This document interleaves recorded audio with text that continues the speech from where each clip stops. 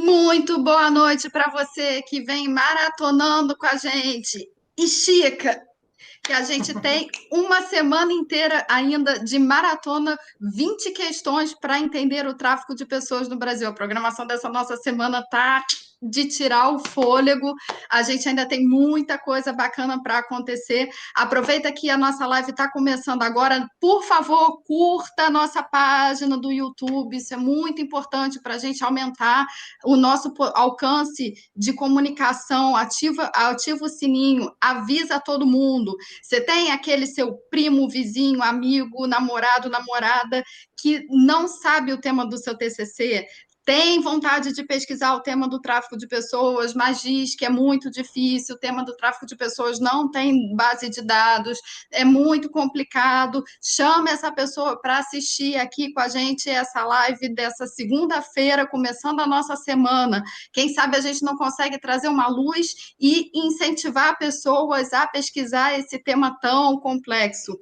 E para a gente discutir a ausência de dados, os problemas da pesquisa e também apontar soluções, a gente está com um time aqui, ó, de especialistas, tanto na produção de pesquisas acadêmicas, quanto na produção de pesquisas para o desenvolvimento de políticas públicas, porque a gente sabe que não está muito na moda aí, mas política pública precisa de pesquisa no processo de tomada de decisão. E essa noite a gente está aqui com a Verônica Teresi, com a Tamara Duarte, com o Ebeneze Marques, que vão conversar com a gente sobre esse tema. Então, aproveita que está começando, curte o nosso canal, ativa o sininho e vamos que vamos. E para começar esse nosso tema, tráfico de pessoas é um tema complexo, sabemos. É um tema aqui no Brasil com uma legislação super recente, que falta integração de banco de dados. Esses são os problemas que a gente sabe que a gente tem. Mas e aí? A gente não faz pesquisa? E aí eu começo essa noite perguntando para Verônica Teresi. Muito boa noite, Verônica. E aí, Verônica, como que a gente começa falando para o nosso público diante dessas dificuldades que a gente sabe que a gente tem da produção de pesquisa de tráfico de pessoas? Por onde a gente começa? Oi, Grazi. Boa noite, Grazi. Boa noite, Ebenezer. Boa noite, Tamara. Boa noite, todo mundo que está aí nos ouvindo. Queria agradecer a Asbrad e o MPT pela organização dessa websérie, que está sendo muito interessante. Eu tenho particularmente assistido todas as noites, né, que estão acontecendo. E hoje a gente vai discutir um pouquinho sobre a questão das pesquisas, os dados existentes e de como eles podem nos ajudar, né, a formular políticas públicas. Então, para começar um pouco mais geral, né, às vezes a gente fala que não existem dados e não tem pesquisas, mas a gente também não sabe o que tem, né? O que a gente tem de pesquisa feita já. Lembrando sempre, óbvio, né, que a gente fala, né, do tráfico como um fenômeno social muito complexo e que pode ser olhado sobre várias ciências, sobre vários olhares, e que nenhum pode esgotar a temática do tráfico de pessoas. Acho que a gente tem que partir daí, né? Os dados, eles são resultantes de diversas pesquisas que podem olhar o fenômeno sobre diversas óticas, diversas ciências. Então, eu diria que a gente pode pesquisar hoje, né, o que tem sobre tráfico de pessoas, que pesquisas existem sobre tráfico de pessoas, para que a gente possa pesquisar alguma coisa nova, né? Então, a gente poderia começar, por exemplo, olhando o site do Ministério da Justiça. Eu acho que vão disponibilizar aí um link, que é o link onde estão todas as publicações, onde existem várias pesquisas que podem ser acessadas, manuais, publicações, cartilhas, que são produções de conhecimento específicas sobre tráfico e que foram sendo desenvolvidas principalmente a partir de 2005. A gente ratificou Palermo em 2004, e a partir de 2005, 2002 teve a PESTRAF, que foi a primeira grande pesquisa que nos motivou a começar a entender ou a compreender o fenômeno do tráfico, e aí, a partir daí, se desenvolveram várias pesquisas. A outra base de dados, né, que a gente tem de pesquisas feitas, que a gente pode começar a pesquisar, são as pesquisas acadêmicas que foram já realizadas no Brasil, principalmente na plataforma CAPES, que é a Coordenação de Aperfeiçoamento de Pessoal de Nível Superior, num espaço que chama Catálogo de Teses e Dissertações.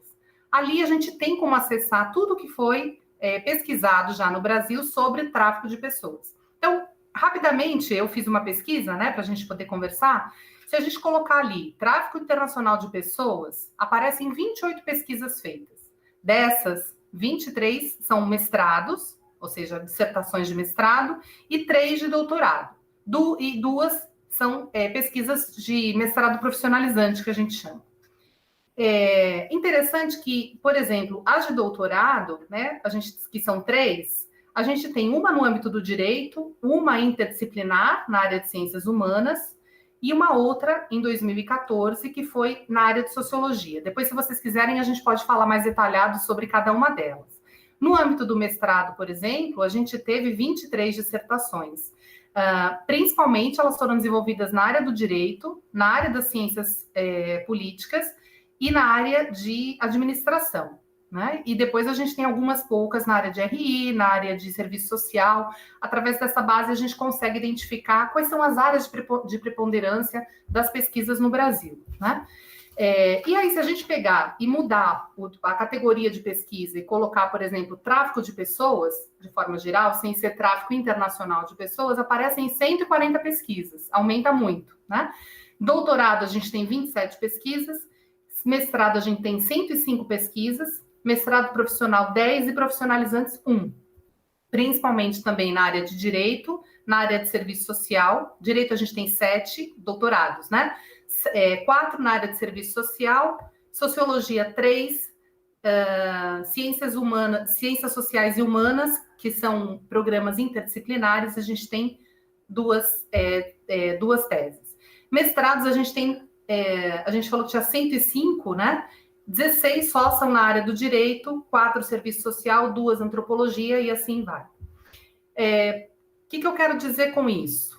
Né? O que eu quero dizer com isso? Para a gente finalizar, para dar espaço para a gente depois discutir mais essas questões.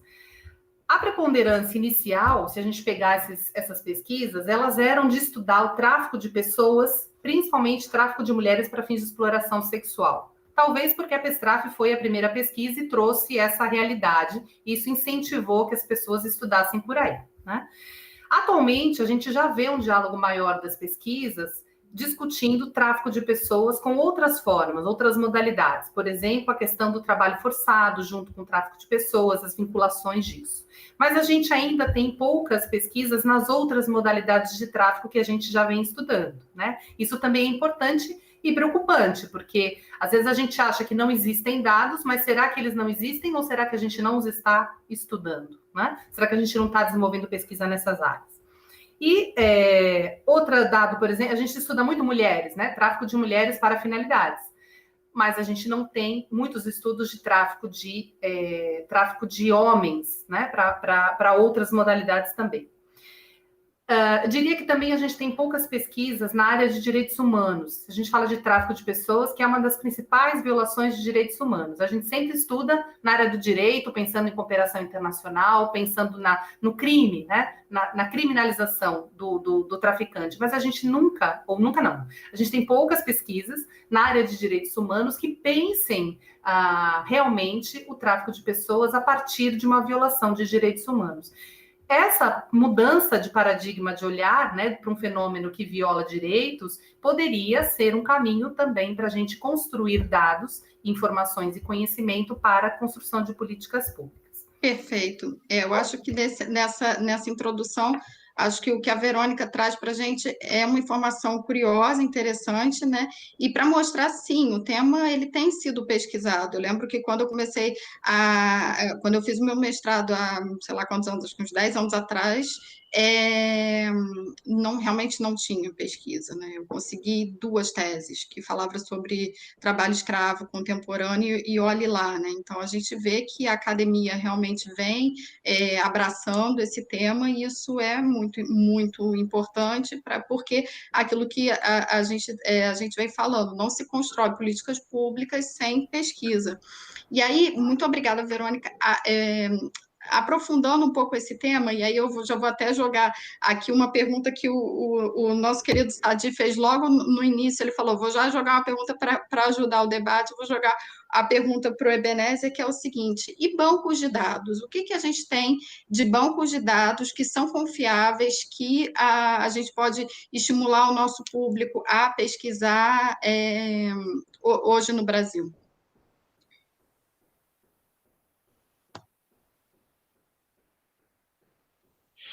Boa noite, Grazi, boa noite, Verônica, boa noite, Tamara, boa noite aos ouvintes que estão acompanhando esse tema, essa websérie de hoje. Esse tema da websérie sobre pesquisa, né, é um tema um pouco mais árido. Para a gente que faz a pesquisa é bem interessante, a gente gosta de fazer isso, mas ele é menos, às vezes, atraente do que estudos de caso, né, ou como foi na semana passada, um caso concreto, né, da Charlotte. Então, parece ser menos empolgante, mas para a gente é muito interessante e é muito importante.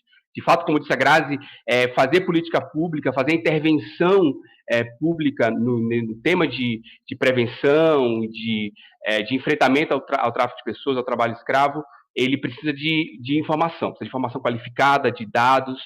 E aí, para responder a sua pergunta sobre bancos de dados, né? De fato, essa é uma crescente no Brasil, na política pública brasileira, de aumento de bancos de dados e de informações sobre o tema de tráfico de pessoas e de trabalho escravo, né? A gente trata esses temas de maneira correlata, tem outros temas que são correlatos, a própria migração, muitas vezes, ela está relacionada a esse tema, não que seja exatamente a mesma coisa.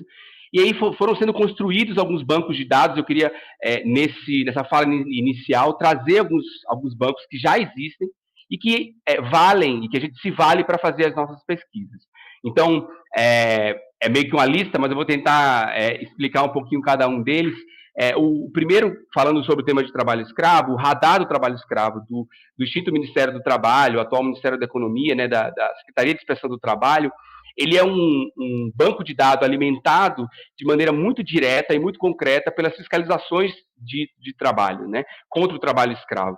E aí, nesse banco de dados, a gente tem uma série de informações cruzadas sobre o tema de trabalho escravo em todo o país, por setor econômico, por cidade, ao longo dos anos, quais trabalhadores que receberam seguro-desemprego, quais que receberam verbas indenizatórias, enfim, uma série de informações que tem nesse banco de dados específico sobre o tema de trabalho escravo, que é uma das modalidades do tráfico de pessoas.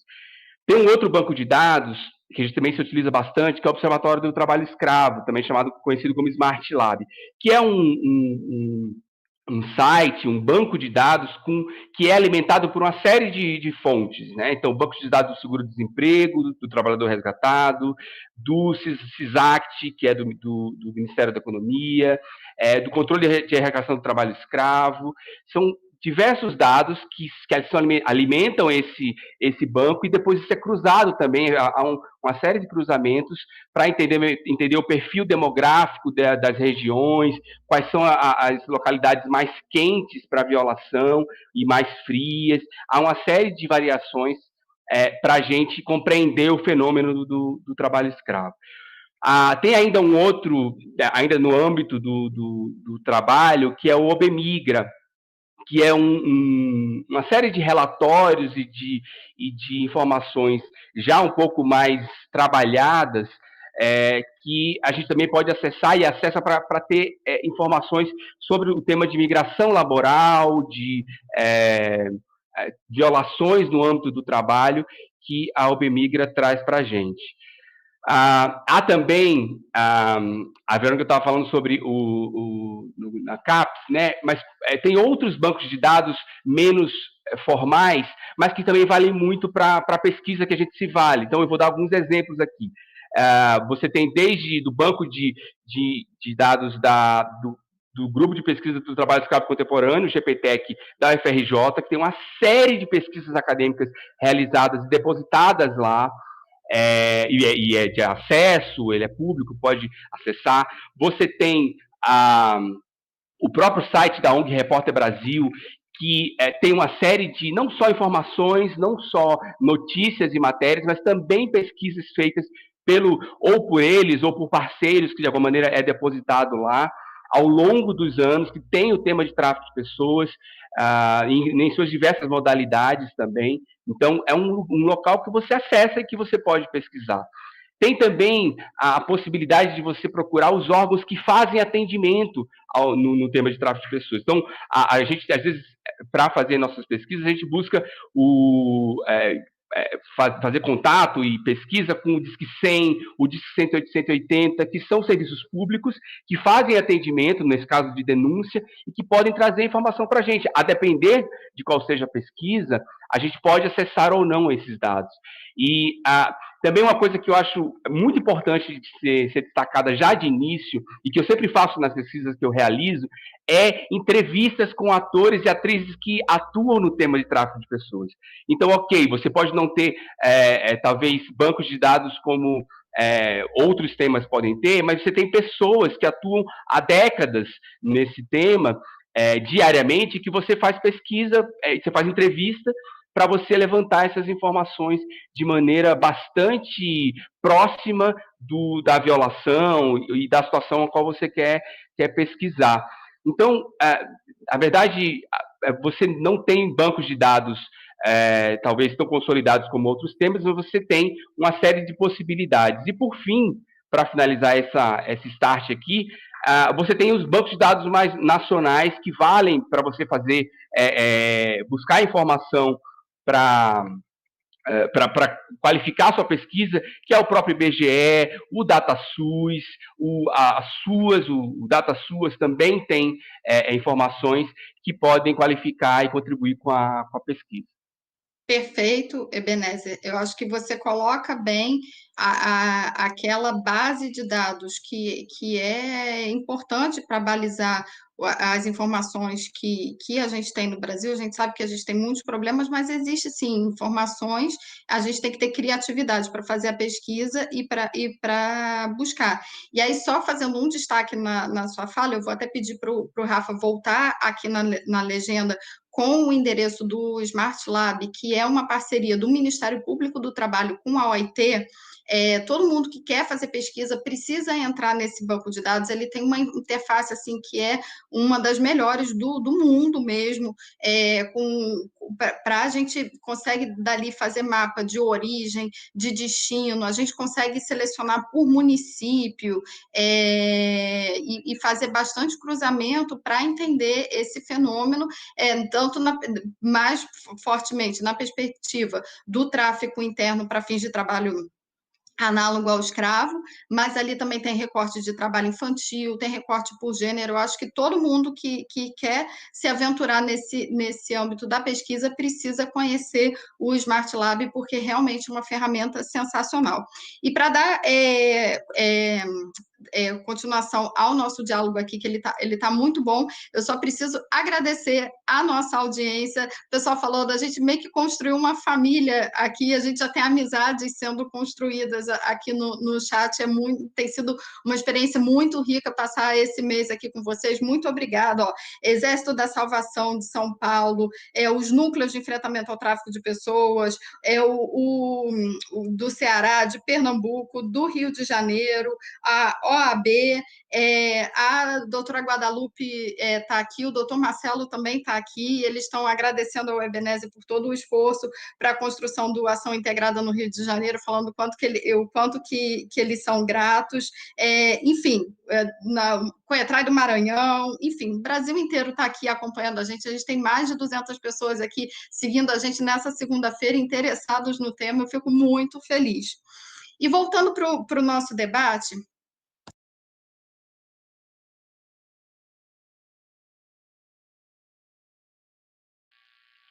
Microfone, Grazi. Ai, eu fechei meu microfone. E voltando aqui o nosso debate, a gente sabe que tem alguns problemas que já foram mapeados até na avaliação do segundo plano nacional, nas pesquisas feitas pelo Ministério os mapeamentos do Ministério da Justiça, que também estão no site do Ministério da Justiça. A gente sabe que Existe uma dificuldade de conceituação do tema, por parte dos órgãos públicos, e a gente sabe, até pelo projeto Fronteira que a Asbrad fez, que o próprio servidor público tem uma dificuldade, a gente tem essa lacuna de identificar ali uma situação de tráfico de pessoas, seja nos CRAS, CREAS, polícia, etc. A gente sabe que existe uma dificuldade de interlocução de base de dados entre os órgãos públicos, os órgãos não se comunicam, a Defensoria Pública tem o seu órgão, o Ministério Público tem seu órgão, a Auditoria Fiscal do Trabalho tem sua própria base de dados, Polícia Civil, Polícia Federal, Polícia Rodoviária Federal, realmente não tem uma gestão e uma linguagem única nesses dados, isso também é uma dificuldade para a gente identificar o tema. A gente sabe que a vítima é complexo, ela sai de um lugar, é explorada em outro lugar, então, às vezes, quando o caso é revelado, depois se perde a materialidade dessa situação, é outro fator. O fato da vítima também não querer contribuir com o sistema de justiça é outro fator, que também faz com que seja complicado realizar pesquisa nesse tema do tráfico de pessoas. A gente está falando também de pessoas que muitas vezes estão ameaçadas de morte, que a gente também não pode trazer de forma leviana nem para pesquisa, nem para reportagens, a gente também tem muito esse debate. Então, assim, é um tema complexo, é um cenário complexo. E aí eu começo perguntando para a Tamara, isso é só no Brasil? E o que o mundo tem mostrado de soluções para a gente nesse sentido? Boa noite, Grazi. Boa noite, Ebenezer. Boa noite, Verônica. É uma satisfação estar com vocês, compartilhando esses desafios da pesquisa em tráfico de pessoas. Boa noite também a todos os participantes, né, que estão na nossa audiência hoje, que a Grazi falou que já temos mais de 200 participantes, então tá bem interessante. Então, vamos lá. Grazi, em 20 anos, eu acho que a gente pode começar a contabilizar as pesquisas no tráfico de pessoas desde 2003, quando a UNODC, Escritório das Nações Unidas sobre Drogas e Crimes, começou a coletar dados sobre tráfico de pessoas. Como meus colegas expuseram, informaram, a gente já tem, de certa forma, um grande quantitativo de dados. Tanto no Brasil, a gente tem várias fontes de informação, como no âmbito internacional. Mas os desafios relacionados à coleta de dados de tráfico ainda continuam de forma global. Por quê? Porque é um crime que opera de forma invisível. Ele é naturalmente, a criminalidade é escondida, ele está nesse espaço. Então, coletar dados sobre tráfico de pessoas, seja no Brasil ou seja em outro país com instrumentos mais eficientes, vai ser sempre um desafio. Nesse cenário, a gente, durante muitos anos, vem insistindo na construção de uma base de dados integrada de tráfico de pessoas, ou seja, a gente ter dados coletados de forma integrada, onde a gente pode ter uma harmonização dos dados, a identificação de um perfil único de vítima, onde essa vítima ela possa ser identificada no âmbito do sistema de justiça da mesma forma. Mas esse eu posso dizer que é um objetivo ideal, mas pouco factível. Por quê? Porque são muitos os desafios na construção de uma base de dados integrada. Esses desafios, eles estão, como você já ressaltou, tanto nos âmbitos institucionais, as instituições costumam registrar informações relacionadas à sua atuação. Então, a gente tem no âmbito do judiciário um quantitativo de sentenças, no âmbito policial um quantitativo de inquéritos, e por aí vai. Mas, ou seja, esses dados, eles são importantes. Em termos de dados quantitativos, eles são muito importantes. Mas há uma cifra oculta que ainda é relevante. E aí, o que a gente tem de novo em pesquisa de tráfico de pessoas no cenário internacional? O governo da Holanda, numa parceria com a UNODC, realizou em 2018, acho que é uma das pesquisas mais recentes que a gente tem sobre tráfico de pessoas, uma pesquisa para mensurar exatamente as vítimas não detectadas nas listas, nos bancos de dados das instituições oficiais e nas organizações não governamentais.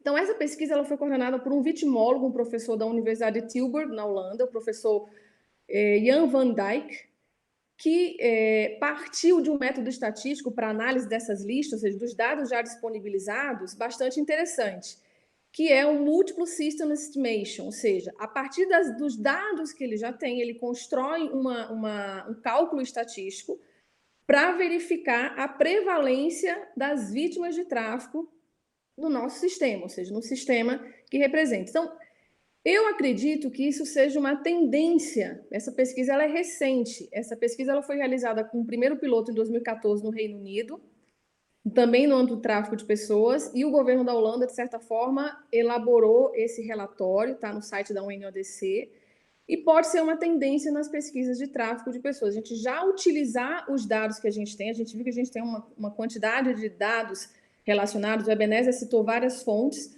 onde a gente possa avaliar de uma forma mais profunda essa cifra oculta de vítimas de dados que nós não conhecemos. Então, creio que seja uma tendência que possa ser utilizada. Por quê? Esperar a construção de uma base de dados integrada de tráfico de pessoas, nós não podemos esperar que as instituições registrem dados qualitativos para poder, de fato, dar uma informação mais sólida com relação ao tráfico. Então, a gente precisa realmente buscar outros métodos de análise de dados. A estatística ela pode nos ajudar nesse sentido e a gente pode colaborar nessa construção dessa maneira, porque essa base de dados integradas é um objetivo ideal, mas é um objetivo muito lento de construção.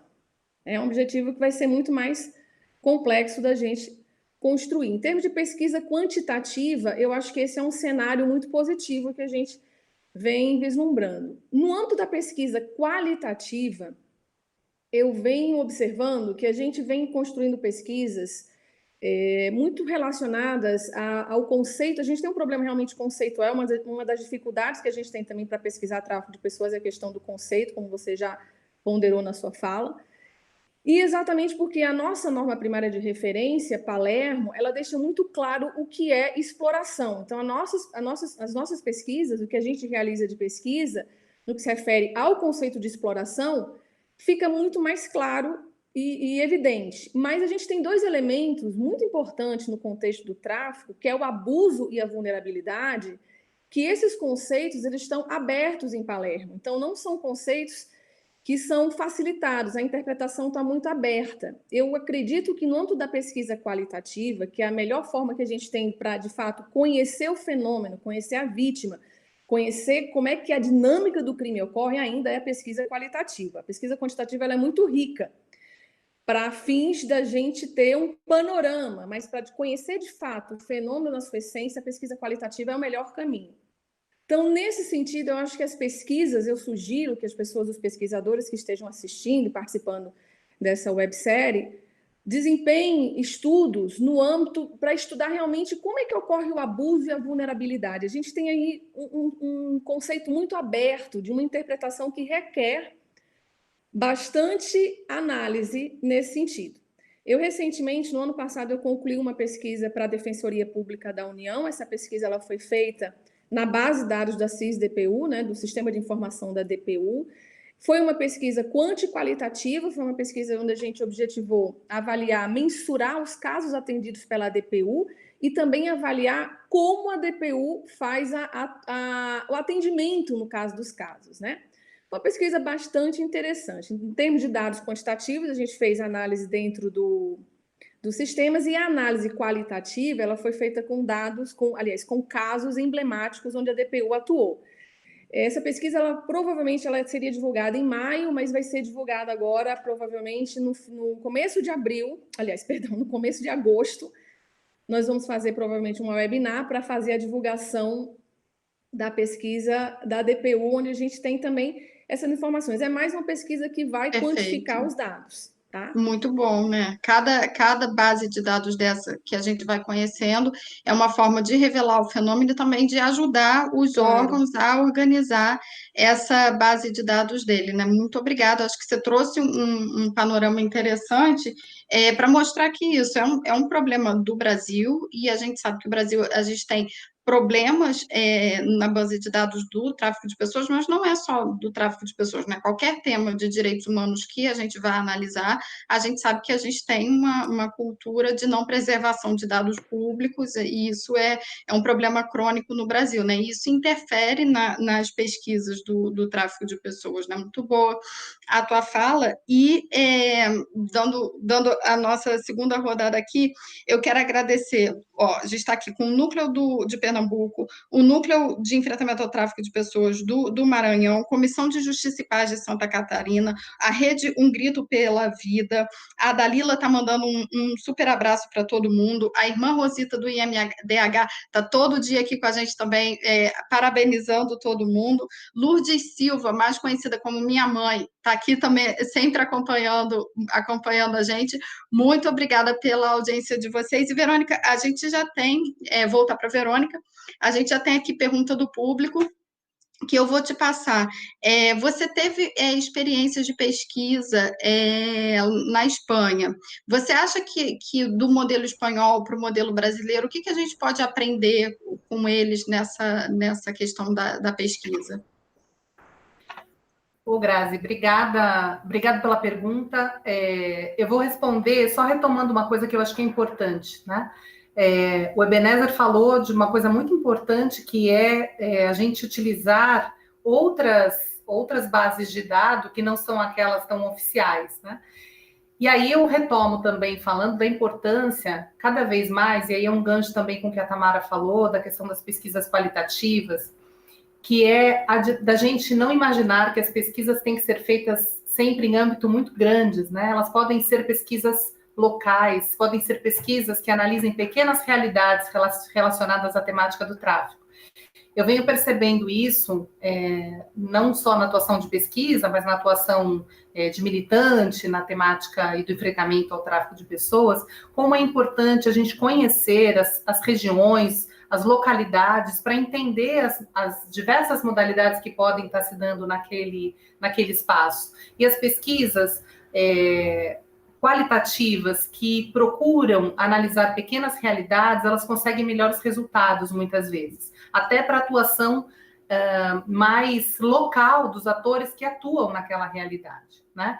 Então, por exemplo, uma outra base de dados que é importante, que a gente muitas vezes esquece, é a base de dados da Rede Nacional de Enfrentamento ao Tráfico de Pessoas. Tem muita gente aí dos núcleos e dos postos que está participando da live. Eles também são promotores de base de dados. A gente tem lembro, acompanhei isso, né, em 2014, quando foi feito aquele modelo para se estabelecer um padrão de dados. Aquilo é uma base de dados importante. Não que ela seja a única, mas ela é uma base de dados que nos ajuda também a compreender essas realidades. Outro ator importante na busca de dados qualitativos, e aí vou responder também falando um pouco da experiência espanhola, são as organizações da sociedade civil que atuam com as pessoas que são vítimas, né? As pesquisas qualitativas que não chegam até as vítimas, muitas vezes ficam no âmbito das ideias, como a gente fala, né? São as pesquisas de âmbito das ideias, onde você não consegue efetivamente identificar quem são aquelas pessoas vítimas. A gente constrói políticas macro, mas sem, às vezes, focar e compreender exatamente quais são as necessidades daquelas pessoas. Uma experiência diferente, né, de atuação e de atendimento, né, às vítimas, que auxilia nessa construção de dados, é a experiência, por exemplo, no atendimento a vítimas de tráfico. Aqui no Brasil, a gente construiu uma política pública onde quem faz o atendimento, na maior parte dos casos, são os serviços, principalmente dos CRAS, dos CREAS, né? Os CREAS como serviços de referência, onde atuam junto com uma grande rede da saúde, os núcleos e postos onde eles existem, etc. Na Espanha, por exemplo, é diferente essa forma de atendimento, onde se estabelecem algumas organizações que são especializadas no atendimento dessa temática do tráfico de pessoas e muitas vezes também de violência de gênero, e elas acabam sendo as promotoras, digamos assim, de uma base de dados bastante real do que elas estão atendendo naquele momento, né? Então, quando a gente vai fazer pesquisa na Espanha, é impossível você não contactar as organizações que fazem atendimento direto às vítimas de tráfico. Aqui no Brasil, às vezes a gente fica na dúvida de a quem consultar, salvo algumas organizações que a gente conhece, que a gente sabe que tem um pouco de experiência no atendimento na prática, né, de atenção a essas vítimas. Então, o que eu quero dizer? A experiência espanhola, talvez ela seja interessante, porque ela tem uma outra dinâmica institucional de atenção e ela, com isso, ajuda na formulação de dados. Por outro lado, tem uma outra diferença também em relação ao Brasil. Lá eles têm um órgão específico dentro de um ministério, que é o SICO, que é um Centro de Inteligência de Dados Integrados, eu não vou lembrar o nome exato agora em espanhol, mas esse SICO é responsável por armazenar todos os dados, tanto da Polícia Nacional, que seria a nossa Polícia Federal, e a Guardia Civil, que é uma outra forma de polícia, e eles têm bancos de dados independentes e encaminham todos esses dados para esse SICO. E esse SICO é responsável, de alguma maneira, por integralizar esses dados. Então, de alguma maneira, esses dados ficam mais visíveis, né? Isso não quer dizer que não existam dados invisíveis, como a Tamara falou, porque a invisibilidade do fenômeno acontece aqui como acontece na Espanha.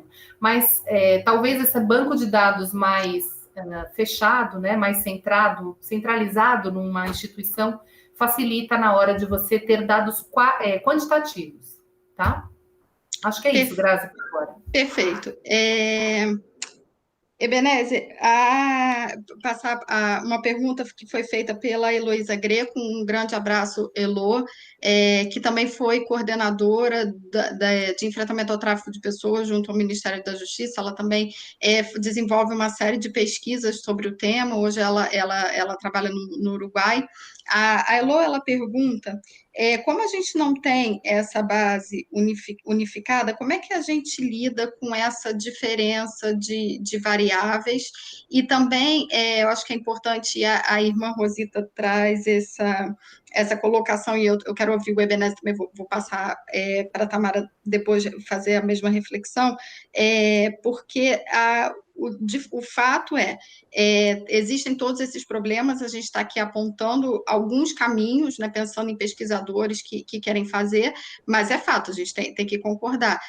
O que se tem não reflete a realidade, né? A gente sabe que a exploração ela é muito, muito, muito invisível e que os órgãos públicos, de fato, não conseguem traduzir essa realidade. Eu queria que você comentasse um pouco isso. Legal. Até complementando o que a Verônica falou, ela falou dos núcleos e postos que, de fato, constroem, não só atuam, como constroem informação, né? São geradores de informação. Então, são muito válidos não só do ponto de vista dos relatórios que são emitidos regularmente e que são no site do Ministério da Justiça, mas também os próprios coordenadoras, os coordenadores que atuam são fonte de informação direta, né? Para além disso, as COETRAs também, né? As comissões estaduais para erradicação do trabalho escravo, a CONTRAI de São Paulo, do município, que também geram informação, que também atuam e que também são atores e atrizes importantes para uma pesquisa nesses temas que a gente está desenvolvendo. Essa pergunta, Grazi, é uma pergunta muito boa. Como é que faz, então, uma vez que você não tem lá os bancos de dados unificados ou de uma maneira mais de fácil acesso sobre a realidade e também não reflete exatamente a realidade tal como ela é. E aí eu preciso dar uma resposta que é uma resposta que tem a ver com o nosso campo da pesquisa, que é o campo das ciências humanas, né? Então, o tráfico de pessoas e o trabalho escravo, ele é um fenômeno humano, histórico, social, e que a pesquisa, ela precisa explorar e refletir essas dinâmicas históricas, sociais desse fenômeno, das violações e dos aspectos ligados a esse tema. Então, por mais que a gente tivesse uma quantidade de um banco de dados com a quantidade específica das violações, esses aspectos sociológicos, históricos, antropológicos que a gente precisa observar, eles continuam dados como desafios. Então, eu acho que uma coisa que a gente escuta bastante na pesquisa acadêmica, que é a pergunta de pesquisa. Qual é a sua pergunta de pesquisa? Então, a pergunta de pesquisa, ela também vale para as pesquisas não apenas acadêmicas, que é o que você quer saber deste fenômeno neste momento, neste lugar, e qual é o aspecto dessa violação e desse fenômeno que você quer descobrir. que você quer explorar. E essa pergunta vai te encaminhar para qual é o dado que você vai levantar, qual é a pessoa que você vai entrevistar, se é quantitativo, se ele é qualitativo. Muitas vezes ele é apenas qualitativo e você consegue muita informação. Se ele é quantitativo, você vai tangenciando o que você consegue dentro do que já existe. Então, eu acho que o melhor indicativo para a gente avançar em uma pesquisa de qualidade no tema de tráfico de pessoas e trabalho escravo é entender que é um fenômeno social humano, está dentro das ciências humanas. A gente sempre vai ter essa dificuldade de explorar e de elaborar, porque não está dentro das ciências, como a gente chama, as ciências duras, né? Que você tem lá 2 elementos, que 2 mais 2 igual a 4 e tal, e você chega num resultado. Então, os resultados são sempre interpretativos a partir desses aspectos. Então, eu acho que, quanto mais dados, e se eles fossem unificados, eles seriam melhores, mas eu acho que a nossa pergunta de pesquisa, ela nos orienta para aonde a gente vai pesquisar e o que a gente vai trazer. Uma última informação ainda dentro dessa pergunta, eu sou historiador, então sempre que eu faço uma pesquisa no tema de tráfico de pessoas e trabalho escravo, eu trago elementos da história. Eu sempre eu brinco que o meu primeiro capítulo sempre é um capítulo de história, mesmo que peçam ou que não peçam na pesquisa, eu faço isso, porque para mim é importante contextualizar historicamente o tema de tráfico de pessoas. A primeira pessoa que foi traficada para o Brasil foi no século XVI, para fins de trabalho escravo, para trabalho escravo na lavoura, ou mulheres para o trabalho escravo doméstico. Então, a gente tem o fenômeno do tráfico de pessoas na história do Brasil de maneira muito profunda. Século XVI, XVII, e daí isso explode. A gente fala muito sobre o tema de tráfico de pessoas agora, da atualidade, tráfico para fins de exploração sexual, etc. Mas o fenômeno de tráfico de pessoas no Brasil, ele é da fundação do Brasil, ele é do processo de colonização do Brasil, pelos países chamados as metrópoles, né? Então, esse fenômeno ele vem se desdobrando e vem se ressignificando ao longo do tempo. Então, a gente tem muita informação, apesar de não ter bancos de dados unificados, a gente tem muito o que pesquisar. Obrigado. Seu microfone, Grazi. Perfeito. Hoje eu estou esquecendo o meu microfone. Perfeito, Ebenezer, muito obrigada. Eu quero registrar também aqui a presença da Beth, da Astral, que também esteve aqui com a gente das lives anteriores. Muito obrigada, Beth. A Beth ela faz até uma ressalva que a Verônica ela leu vários temas e esse tema quase não aparece conectado com o tema da saúde mental. Então, assim, que se realizem pesquisas nesse campo que são muito obrigada, Roque, pela tua audiência. A gente sabe que o CAMI tem um atendimento direto às vítimas, que é muito importante também, é uma fonte importante de entrevista, de geração de dados. Da mesma forma, a gente está com a equipe aqui da Missão Paz, que também tem um atendimento à população migrante e que muitas vezes também acolhe essas vítimas do tráfico de pessoas. A gente tem o pessoal de Pacaraima, que está ali, na linha de frente, trabalhando com os nossos irmãos venezuelanos que estão aqui assistindo essa live com a gente. Muito obrigada pela audiência de vocês. O querido Luiz Camargo, que foi nosso anfitrião aqui, abrindo esse ciclo de debate no nosso primeiro episódio, também está aqui acompanhando com a gente e parabenizando todo mundo. Muito obrigada a todo mundo pela audiência, e eu gostaria de passar também a reflexão para Tamara.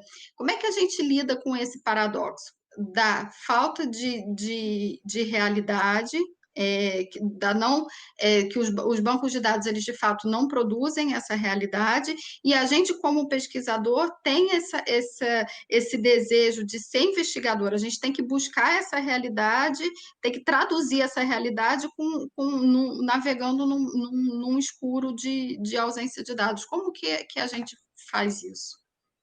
Grazi, veja só, a unificação dos dados realmente vai ser um desafio não só para o Brasil. A gente já tem uma metodologia integrada de dados desde 2013, mas ainda não foi implementada. Se a gente observar os dados do primeiro relatório de 2013 e os dados do último, que, salvo engano, é de 2017, as instituições continuam coletando os mesmos dados, ou seja, a gente tem dados de sentenças, do número de condenados, do número de indiciados, mas a gente não tem dados que revelem, de fato, quem são as vítimas, como foi a forma de aliciamento, enfim.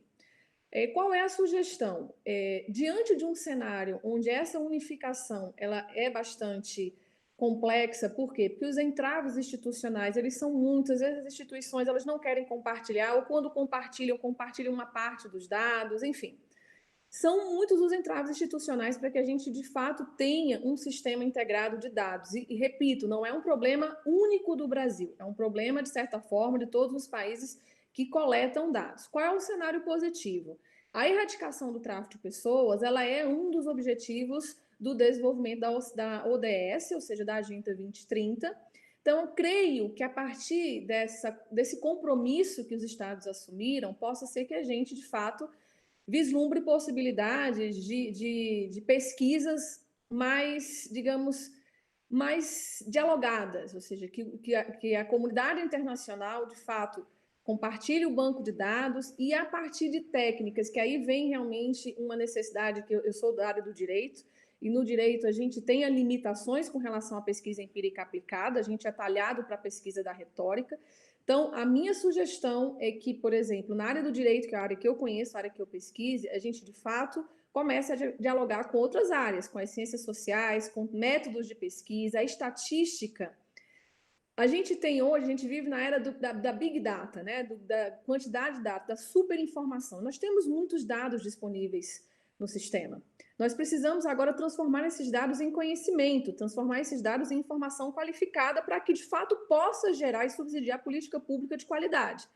Então, a minha sugestão é que para a gente desenvolver uma pesquisa hoje com base quanti-qualitativa, a gente, de fato, procure métodos estatísticos. Tá? A gente precisa, de fato, hoje a gente já tem no direito a jurimetria, que é a estatística aplicada ao direito, a gente, de fato, busque outros métodos que possam dialogar com os bancos de dados que já tem. Esperar um banco de dados integrado é um objetivo pouco factível, porque é muito difícil a gente, de fato, no âmbito institucional, reverter um sistema de registro de informação.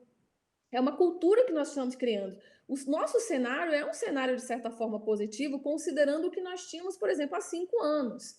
Tendo em conta que a convenção tem 20 anos, a convenção de Palermo, e que os dados começaram a ser coletados em 2003, os últimos 5 anos são dados onde a gente teve um grande quantitativo de produção de dados. O Ministério Público do Trabalho, inclusive, tem feito um trabalho excelente nesse sentido, como destacou o Ebenezer. Ou seja, os dados que eles produzem são dados já com maior profundidade em termos institucionais, são dados onde a gente pode buscar muitas fontes. Então, a ideia é realmente abrir o leque de técnicas que existem, que já existem, ou seja, existem as ciências, essa técnica que eu destaquei, que foi feita pelo governo da Holanda junto com a UNODC, que foi coordenada pelo professor Jan van Dijk, que é um vitimólogo, é uma técnica muito comum nas pesquisas na área da saúde e da biologia, para exatamente investigar os fenômenos ocultos que existem no âmbito da saúde, nas pesquisas com HIV, no uso de drogas, enfim. Então, a gente tem um fenômeno naturalmente invisível. O tráfico de pessoas, ele vai continuar sendo um fenômeno, porque ele se desenvolve de forma escondida. E é uma criminalidade que não é tangível. Então, a única forma da gente, de fato, conseguir dados sólidos, qualitativos, é buscando técnicas de pesquisa, estudando técnicas de pesquisa na área quantitativa, que eu acho que o nosso maior desafio é a pesquisa quantitativa. A pesquisa qualitativa, como destacado pela Verônica, ela, de fato, ela pode trazer dados bastante substanciosos quando ela é feita de forma, digamos, mais recortada, mais concreta, com casos específicos, porque não adianta a gente também abranger universos muito grandes. A gente tem que... E como é um fenômeno também bastante, digamos, dinâmico, né? A gente não pode fechar, digamos, formas de aliciamento. Cada hora os traficantes estão envolvendo novas formas de aliciamento, enfim. Eu, de fato, vejo um cenário positivo para a pesquisa em tráfico, porque a gente tem muitos caminhos para trilhar e existem outras áreas de conhecimento que a gente pode hoje fazer uso dessa informação e dessas técnicas para fazer pesquisa. Então, essas são... Perfeito, Tamara. Eu acho que você coloca bem essa questão de que a gente precisa de criatividade, né? E lidar com esse paradoxo, né? A ausência de dados, mas a gente precisa revelar esse fenômeno, né? E ter outras estratégias de pesquisa, né? E aí aqui eu dou o exemplo que na Asbrad a gente tem feito pesquisas pela Aliança Global contra o Tráfico de Pessoas, que é um pool de organizações da sociedade civil no mundo inteiro que se dispõe a trabalhar com esse tema do tráfico de pessoas. A gente tem feito muita pesquisa participativa com pequenos grupos focais, né, depurando ali, numa análise qualitativa, depurando ali características desse fenômeno, né, não deixando de revelar diante desse cenário tão complexo, mas sim, existe possibilidades da gente realizar pesquisas em tráfico de pessoas. E aí, passando para a nossa rodada final, a gente já está aqui 5 para as 8. Muito obrigada a todo mundo que está aqui acompanhando com a gente. Depois que terminar, o vídeo já está lá no YouTube, vocês vão ver o chat, que são várias colocações. Assim, o nosso público é top, né? Só gente especializada, o pessoal comentando e trazendo colaborações do fenômeno. Não dá tempo da gente ler tudo, mas muito obrigada. Acho que o chat tem sido também um experimento social muito interessante da gente unir esse pessoal nesse momento que a gente fica saudoso dos eventos sobre tráfico de pessoas, que esse ano não pôde ser realizado. Então, assim, passando pela nossa rodada final, eu queria pedir para a Verônica falar um pouco da pesquisa dela, que ela tem sido feito, e o que você vê de potencialidades nesse campo, desafios, enfim.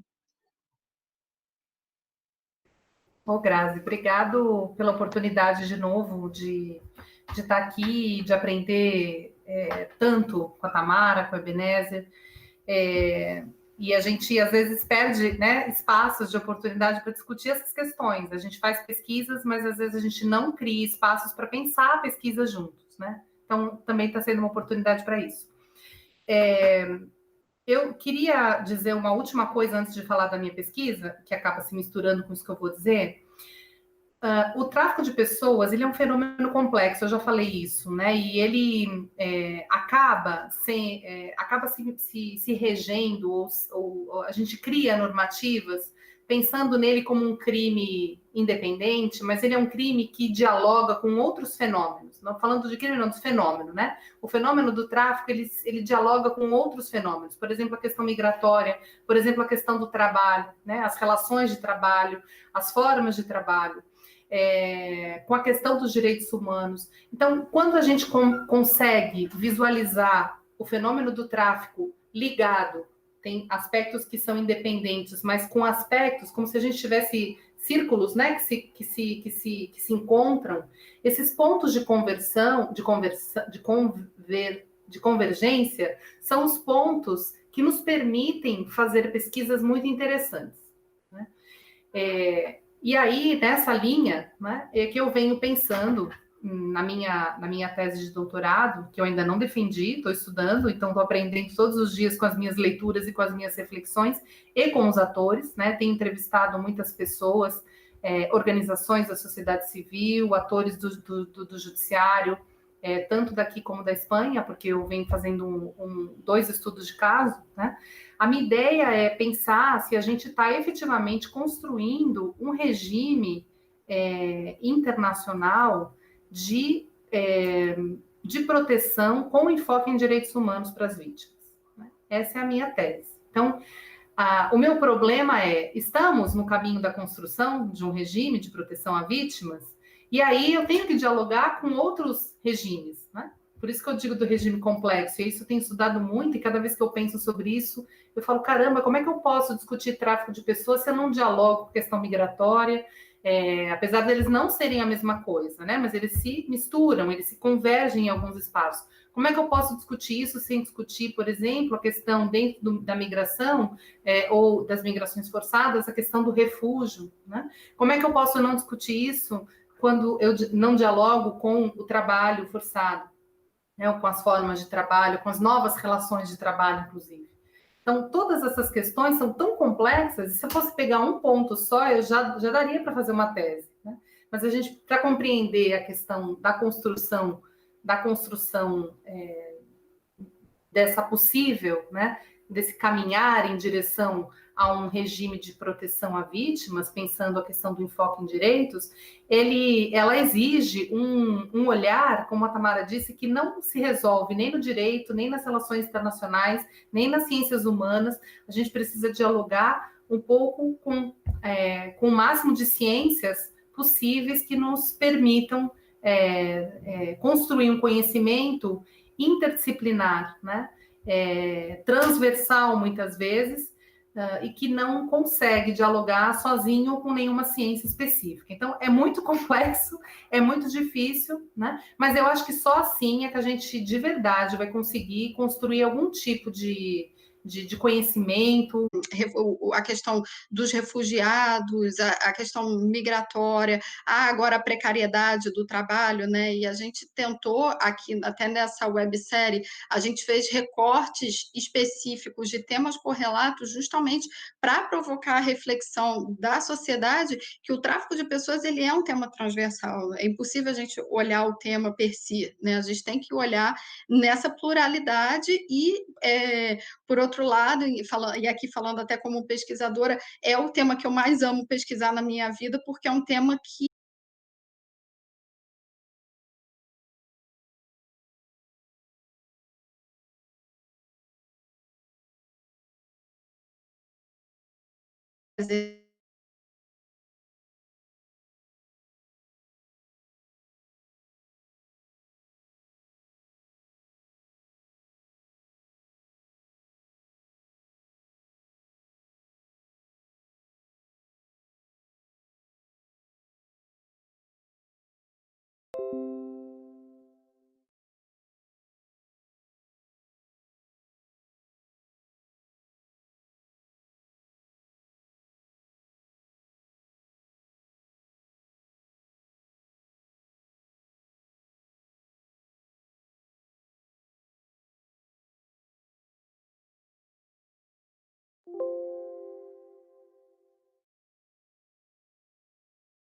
as experiências que estão sendo construídas em políticas públicas no Brasil de enfrentamento ao tráfico de pessoas e ao trabalho escravo são excelentes exemplos, inclusive em âmbito internacional, de que é possível. E de que é possível fazer política pública com qualidade, com informação, com dados, apesar de não ter exatamente isso que você falou, não tem o número para apresentar para o secretário, para a secretária, para o ministro.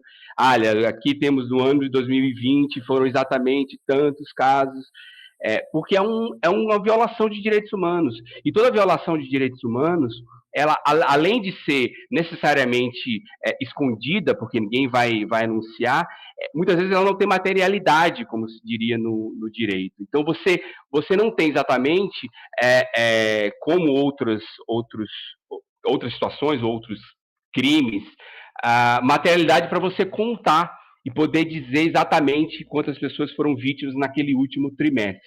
Mas é possível. Como a gente está aqui há 1 hora falando, há muita informação, e aí eu concordo com a angústia da Elo de, como é que reúne isso, como é que a gente coloca isso no banco de dados e tal. Estamos trabalhando para isso, né? Então, a gente falou sobre o Smart Lab, a gente falou sobre o Radar, SUSMigra, OBMigra, são alguns bancos que estão trabalhando para tentar reunir. Então, para esse gestor, essa gestora de política pública que está ali no dia a dia, eu acho que, como é que resolve isso? Indo atrás da informação. E aí você tem de várias, essas todas que a gente falou aqui, e você tem pedaços dessas informações que vão te servir para a sua operacionalização do seu trabalho. E como a gente também tem falado, outros campos estão se abrindo. O meu mestrado foi em políticas públicas, foi estudando o tema da migração laboral e do trabalho escravo em políticas públicas. Então você tem outros campos sendo abertos de pesquisa que te trazem informação. Eu acho que é importante também destacar duas coisas ainda, que a gente acabou não falando aqui, mas os organismos internacionais, eles também produzem dados e informações no tema de tráfico de pessoas e trabalho escravo. Então, a OIT produz muita coisa no tema de trabalho escravo, a ONU-ODC em temas mais específicos de tráfico de pessoas, a OIM trabalha com o tema de imigração, mas também com o tema de tráfico de pessoas, a Unicef trabalha com temas ligados à infância e o trabalho infantil, ou o tráfico de crianças e adolescentes. Então, você tem... então, o que eu diria para essas pessoas é que vá lá, pegue um café, pegue uma água, respire fundo, que é possível. É possível fazer política pública com qualidade, com informação, com dado, e qualificar o seu trabalho e avançar o seu trabalho. É isso, a Verônica está tentando trazer soluções na sua pesquisa. A minha pesquisa de mestrado também foi nessa direção, trazer reflexões para a política pública e para o gestor público atuar no seu dia a dia. Então, é um problema complexo, profundo, mas outros também são complexos, são profundos, e estamos enfrentando, enquanto sociedade. A sociedade civil tem um papel muito importante, muito atuante no tema, e também de produção de dados. Para finalizar, também deve sair esse ano uma pesquisa que eu participei como pesquisador nacional do Brasil no tema de tráfico de pessoas, mas é uma pesquisa comparativa de 8 países na América do Sul e América Latina no tema de tráfico de pessoas, com uma série de categorias comparativas, então, demográfica, os tipos de tráfico de pessoas, os resultados que a gente encontrou na pesquisa, vulnerabilidades, etc. Uma série de elementos, uma pesquisa comparativa entre 8 países, e o Brasil também foi contemplado. Eu fui o pesquisador que fiz a pesquisa no Brasil, e deve sair esse ano, foi pela OIM Colômbia. Também acho que vai ser super atual, de agora, 2019, 2020, e também acho que é uma informação que pode valer para os nossos colegas e nossas colegas gestoras de políticas públicas, parceiros, companheiros nossos que estão aqui na nossa... É um problema complexo, profundo, mas outros também são complexos, são profundos, e estamos enfrentando, enquanto sociedade. A sociedade civil tem um papel muito importante, muito atuante no tema, e também de produção de dados. Para finalizar, também deve sair esse ano uma pesquisa que eu participei como pesquisador nacional do Brasil no tema de tráfico de pessoas, mas é uma pesquisa comparativa de 8 países na América do Sul e América Latina no tema de tráfico de pessoas, com uma série de categorias comparativas, então, demográfica, os tipos de tráfico de pessoas, os resultados que a gente encontrou na pesquisa, vulnerabilidades, etc. Uma série de elementos, uma pesquisa comparativa entre 8 países, e o Brasil também foi contemplado. Eu fui o pesquisador que fiz a pesquisa no Brasil, e deve sair esse ano, foi pela OIM Colômbia. Também acho que vai ser super atual, de agora, 2019, 2020, e também acho que é uma informação que pode valer para os nossos colegas e nossas colegas gestoras de políticas públicas, parceiros, companheiros nossos que estão aqui no chat. Mando um abraço para todas e para todos. Obrigado, Grazi. Perfeito. Obrigado aos colegas, estamos à disposição. E, Tamara? Microfone, Grazi, microfone. O que está acontecendo? Tamara, finalizando aqui a tua fala, trazendo tuas reflexões, o pessoal aqui no chat está falando: meu Deus, está acabando, não deu tempo de refletir nada, e a websérie é assim mesmo, é 1 hora, é rapidinho, só para criar pulga atrás da orelha, incentivar a reflexão. O pessoal tem falado muito isso, tem falado aqui no chat dessa questão da invisibilidade, né, e desse desafio quanto pesquisador de desemaranhar e revelar esses dados. A gente sabe que você tem realizado pesquisas de grande, alta performance, podemos dizer assim, já há muitos anos com relação ao tema, e aqui também lembrando da querida Aline Pedra, que também é uma excelente pesquisadora, né, que hoje não está no Brasil, mas continua trabalhando nesse campo. O que você tem para contar para o nosso público? Bom, você lembrou agora da Aline, eu vou comentar com vocês uma pesquisa que eu tenho acompanhado, que ela está fazendo super interessante. Ela realizou agora uma pesquisa na OIM com o Egito, né, migrantes do Egito para a Líbia, e ela fez uma pesquisa muito interessante sobre a medição do risco de tráfico. Então, foi a pesquisa também realizada a partir de estatísticas, né, de técnicas de estatística, onde, a partir de uma monitoração de fluxos que a OIM fez, foram selecionados uma amostra de 350 egípcios, e a partir daí foi feita uma técnica estatística onde foram selecionadas 4 variáveis, foram condensadas em uma única para fazer a medição do risco do tráfico. Uma pesquisa que eu acompanhei para conhecer e para aprender a técnica, e é muito interessante, Grazi. Então, acho que a Aline é uma grande pesquisadora nessa área, e ela vem desenvolvendo nessa linha de estatística alguns instrumentos interessantes. Para aqueles que estão pesquisando, tem muito campo a ser explorado. Como já disse, eu acho que nós estamos vivendo um momento muito otimista em pesquisa de tráfico de pessoas, porque existem dados disponíveis. Então, a gente só precisa, de fato, criar técnicas de análise de dados que possam revelar como o fenômeno opera. Então, a gente, por exemplo, tem um universo oculto com relação ao tráfico de pessoas e ao trabalho escravo. A gente precisa, de fato, conhecer melhor ambos os fenômenos, porque a linha tênue que distingue é muito delicada. Existe um estudo a ser feito na cadeia produtiva. Mais uma vez, vai a sugestão da gente se aliar, usar a criatividade, se aliar às outras áreas de conhecimento, para a gente poder desenvolver pesquisas de forma mais qualificada. De fato, a gente tem que sair dos nossos muros e se lançar ao desafio do aprender mesmo a fazer pesquisa. Pesquisar é um processo lento, ciência é um processo lento, e nós já alcançamos muitos dados positivos nesses últimos 5 anos. Então, acho que o caminho é esse, continuar, perseverar, porque muitas vezes você pesquisa e você não tem resultados, né? E a ausência do resultado já é um sintoma a se pensar, a se debruçar para políticas públicas, a se pensar. Então, para construir política pública de qualidade, que eu acho que essa é a tendência que a gente está construindo a partir agora da ODS, da Agenda 2030, nós vamos, de fato, até um compromisso que a União Europeia fez juntamente com as organizações internacionais de erradicar, ou seja, talvez a gente consiga erradicar totalmente, eu acho que de controlar, de que a gente possa ter um maior monitoramento desse fenômeno, porque, de fato, é um fenômeno muito antigo, como falou o Ebenezer, ou seja, o tráfico de pessoas é muito difícil a gente erradicar, porque ele está muito ligado ao lucro, né, à lucratividade, ao poder econômico. Então, hoje a maior empresa, uma das maiores empresas em projeção de crescimento no âmbito do crime organizado transnacional. Quando a gente considera isso, ou seja, um crime rentável, né, extremamente rentável para as organizações criminosas, e com uma projeção que tanto os Estados Unidos vem fazendo pesquisa nesse sentido, que a tendência é que o tráfico supere o tráfico de drogas e armas, porque eles estão muito ali aproximados, ou seja, nas formas, na concretude dos elementos da criminalidade organizada transnacional.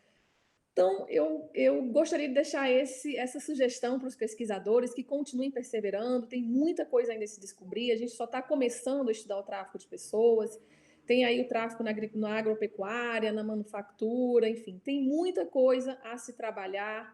A gente focou muito durante um tempo no tráfico para fins de exploração sexual, mas há um tráfico de bastante projeção, que é o tráfico para fins laborais. Então, Grazi, eu queria mais uma vez, para finalizar, agradecer, é sempre um prazer estar contigo, né? A gente se conhece, acho que desde quando a gente começou a estudar tráfico, nós começamos juntas, e é um prazer estar com você, Verônica também, que eu conheço, não pessoalmente, mas a gente sempre vem trocando muitas ideias. Ebenezer, um prazer estar com você, e eu quero agradecer a todos os participantes. Deve ter um ou outro aluno que deve estar por aí, que me perguntou sobre o certificado, enfim, então estão participando também, e agradecer a todos vocês a oportunidade. Perfeito, muito obrigada, Tamara, muito obrigada, Ebenezer, muito obrigada, Verônica. Eu acho que a gente teve um debate muito rico. Acho que a gente suscitou, tem muitas pessoas aqui falando da inspiração que realmente era o nosso objetivo, né? Trazer inspirações e pensar. Só esse tema daqui é um congresso inteiro, dava para a gente fazer 20 encontros só falando de metodologias de pesquisa em tráfico de pessoas, assim, eu quero agradecer muito a participação de vocês, eu quero agradecer a participação do nosso público, que até agora, quase 8h20, está aqui com a gente, seguindo firme nessa nova live, e eu quero convidar vocês três, convidar quem está aqui com a gente, para acompanhar durante toda a semana, essa semana a gente vai até sexta-feira, com temas incríveis, e eu vou falar só o de terça e o de quarta, para que vocês me ajudem a espalhar a notícia e trazer mais espectadores para esse tema. Muitas vezes, o tráfico de pessoas ele é utilizado de forma perversa, a retórica. Algumas vezes é utilizado como forma de perseguição de profissionais do sexo, e lembrando que existe uma diferença entre profissionais do sexo, exploração sexual, abuso sexual. Amanhã a gente vai trazer um pouco esses conceitos. E também, como, então, na terça-feira, amanhã, a gente debate esse tópico, a garantia de direitos de profissionais do sexo, quanto que o tráfico de pessoas pode ser usado como uma forma de perseguição desses profissionais. E na quarta-feira, a gente também traz um discurso perverso do tráfico de pessoas. Muitos políticos por aí, não citarei nomes, não dizem, vou construir muro porque eu não sou uma pessoa do bem. Não, eles dizem, vou construir muros para proteger as pessoas de serem vítimas do tráfico de pessoas. Vamos fechar fronteiras para proteger as pessoas de serem vítimas do tráfico de pessoas. Isso é certo? Essa forma de utilização do tráfico de pessoas é o que nós aqui que militamos por esse tema gostamos e queremos? Não. Então, acompanhe com a gente, não perca a nossa websérie 20 questões para entender o tráfico de pessoas no Brasil. Muito boa noite, mais uma vez, muito obrigada, Verônica, muito sucesso na sua tese, espero que a gente volte para debater outras vezes. A ideia é construir que esse canal seja um canal mais permanente da rede. Muito obrigada, Ebenezer, também quero ver os resultados da pesquisa que você tem feito. Tamara já está aqui, anotado, websérie 21 questões para entender o tráfico de pessoas do ano que vem, já está lá o tema, tráfico de pessoas e corrupção. Muito obrigada a todo mundo, boa noite, seguimos juntos na nossa websérie, que está quase acabando, falta pouco. Boa noite.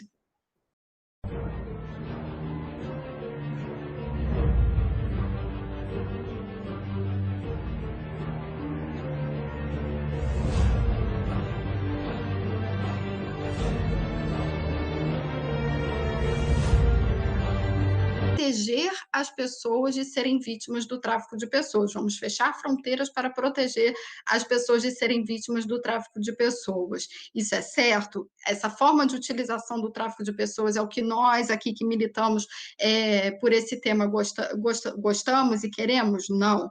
Então, acompanhe com a gente, não perca a nossa websérie 20 questões para entender o tráfico de pessoas no Brasil.